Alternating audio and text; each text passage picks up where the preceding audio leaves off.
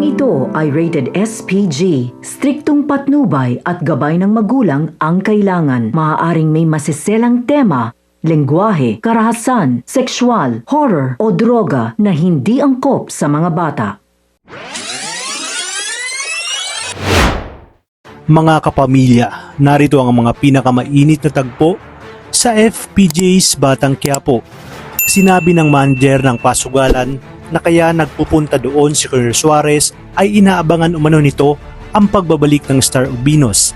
Kaya naman galit na nagtanong si Tanggol kung paano nalaman ni Suarez ang tungkol sa Star of Venus. Nagduda na nga si Boss Divina na baka mga traidor ang mga ito at ikanta sila. Kaya naman dito na inamin ng manager na dati silang tumawag kay Colonel Suarez, ngunit nang malaman nilang kaunti lang ang mapupunta sa kanila ay mas pinila nga nilang tanggapin ang alok ni Tanggol sa pag-aakalang mas malaki ang kikitain nila.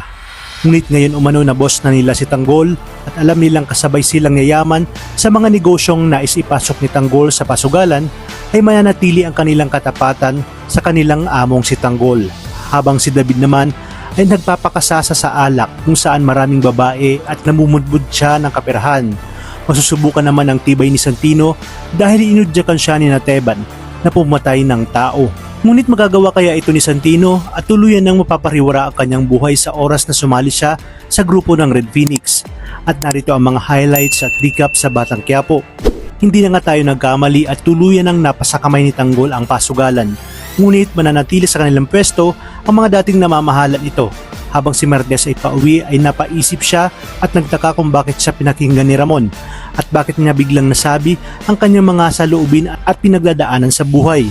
Mainit naman ang ulo ni Rigor sa kanyang pag-uwi at pinagdiskitahan si Roda na siya ang manong naglalag sa kanya sa mga taga-internal affairs. Ngunit itinanggi naman ito ni Roda at dumating na nga si Santino. Sinagot niya nga ang kanyang tatay Rigor at inilabas ang kanyang sama ng loob. Kaya dito ay walang ano-ano na sinuntok at tinadyakan siya ni Rigor. Dumating si Martes at pinigilan itong si Rigor.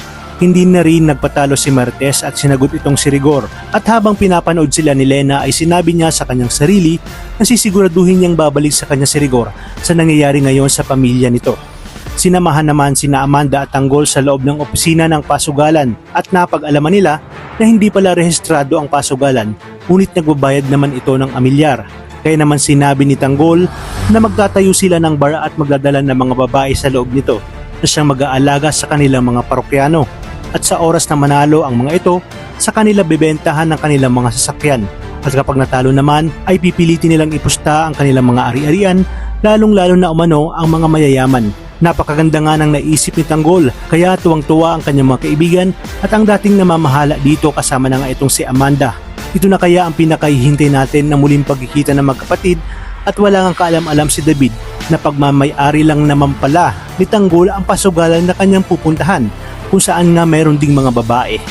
Talagang kapanapanabik ang mga susunod tagpo sa teleseryeng ito, kaya naman tuloy-tuloy ang pagsubaybay sa namungunang serye sa primetime. Maraming salamat sa inyong panonood at pagpalain tayong lahat, kapamilya.